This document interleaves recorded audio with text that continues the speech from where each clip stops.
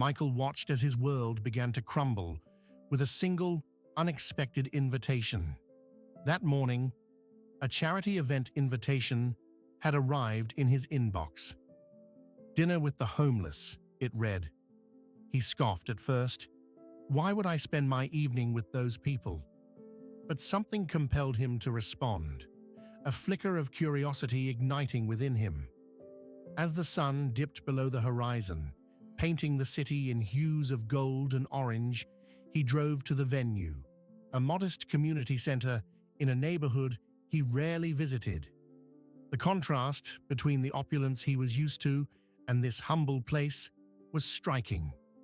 A flood of unfamiliar emotions washed over him as he stepped inside. The room was filled with laughter and warmth. People were gathering, sharing stories over simple plates of food. Michael stood at the entrance, feeling out of place in his tailored suit. Just then, a figure approached him, a man in a humble robe, eyes shining with kindness. "Welcome," he said with a smile.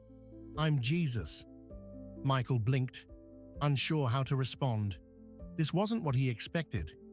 He thought he would be serving food, perhaps making a speech about giving back, but here was this man, effortlessly embodying compassion. "Why do you do this?" he finally asked. "Because everyone deserves love and kindness," Jesus replied, his voice warm and inviting. There was something about the way he spoke that disarmed Michael. He felt the walls he had built around his heart begin to crack. As the evening unfolded, conversations blossomed. Michael listened as the stories poured out, tales of struggle, loss, and resilience. Each person shared their past, their dreams, and their hopes. With every story, Michael felt a deeper connection to these individuals who had once seemed so distant from his world. One young woman caught his attention. Her name was Sarah, and she had lost her job and her home in one fell swoop. "I never thought this would be my life," she said, her voice trembling. "But here I am, and I'm grateful for the warmth of this community." Michael felt a stirring in his chest, an emotion he hadn't allowed himself to feel in years: compassion. As Sarah spoke, Michael's mind raced back to his own childhood. He remembered the hardships his family faced, the nights they went to bed hungry. But as he climbed the ladder of success, he had buried those memories, replaced them with an insatiable hunger for wealth and status. "Why can't I help them?" he thought, wrestling with his conscience. The thought nagged at him as he quietly observed the interactions around him. It was a stark contrast to the cutthroat world he navigated daily, where success meant stepping on others to rise higher. "Compassion is not weakness," Jesus' voice echoed in his mind. He watched the way Jesus interacted with everyone, treating each person with respect and dignity. In that moment, Michael realized he had spent far too long focused on profit margins rather than people. As the night came to a close, Jesus turned to him. "What will you take from tonight?" The question struck Michael like a lightning bolt. "I don't know," he admitted, vulnerability creeping into his voice. "I've never really thought about it." Jesus smiled knowingly. "You have the power to change lives, Michael. But first, you must allow yourself to feel." That night, Michael returned home, but he couldn't shake the emotions swirling within him. He lay awake in bed, staring at the ceiling, replaying the stories he'd heard, feeling the weight of their struggles. He thought about Sarah and her hope, and a newfound determination took root. The following weeks were a whirlwind. Michael couldn't just sit back and ignore what he had witnessed. He started small. He volunteered at the community center, serving meals and sharing stories. Each interaction chipped away at the remnants of his indifference. But not everyone welcomed his change. His business partners were skeptical. "What are you doing?" one asked, incredulous at his sudden shift in priorities. "You can't save everyone." Their words stung, but Michael stood firm. He realized he didn't need their approval. He found joy in connecting with people, in understanding their struggles. He began to host workshops at the community center, teaching skills that could help others find jobs, find their footing. A few months later, Michael stood in front of a room filled with hopeful faces. He shared his own story, the challenges he faced growing up. "I was just like you," he said, his heart racing. "I lost sight of what truly matters, but I'm here to tell you that change is possible."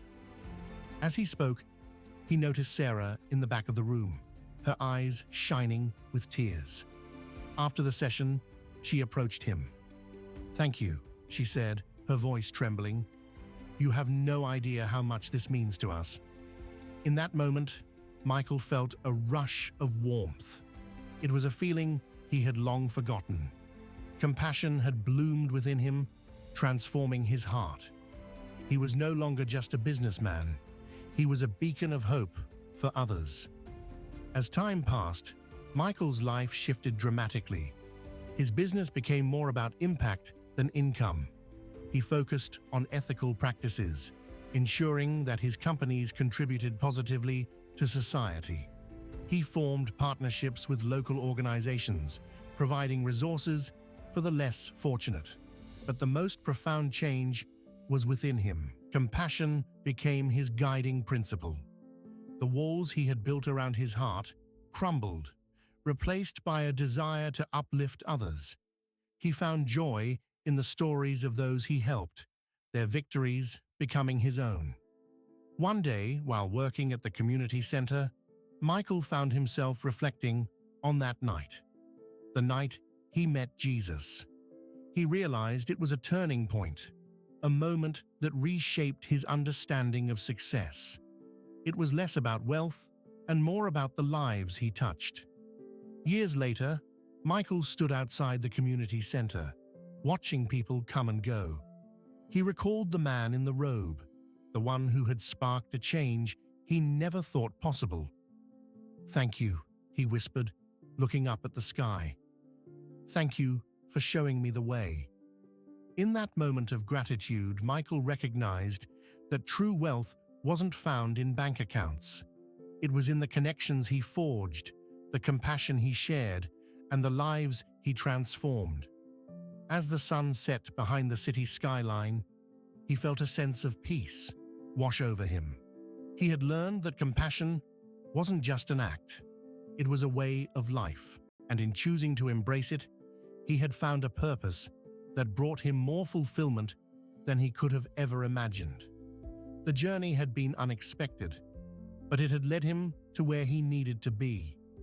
Michael knew that while he had started off as a businessman, he had become something so much more, a compassionate human being, dedicated to lifting others and sharing love in a world that so often overlooked it. This was not just his transformation, it was a legacy he intended to continue, one heart at a time.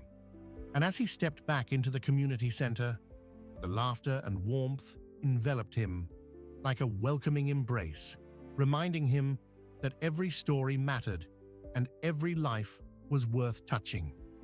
One evening, as Michael prepared for another workshop, he noticed the familiar face of a young man in the crowd. It was Daniel, a former attendee who had once been lost in addiction. Michael remembered the fear in his eyes when they first met. Now Daniel stood tall, a testament to resilience and growth. After the session, Daniel approached him, a smile lighting up his face. "I got the job," he exclaimed, his voice brimming with excitement. "I never thought I could turn my life around, but your support kept me going." Tears of joy filled Michael's eyes as he embraced Daniel. In that moment, he understood that every step he took toward compassion had created ripples of change, not just in others, but in himself. Together, They were rewriting their stories, one chapter at a time.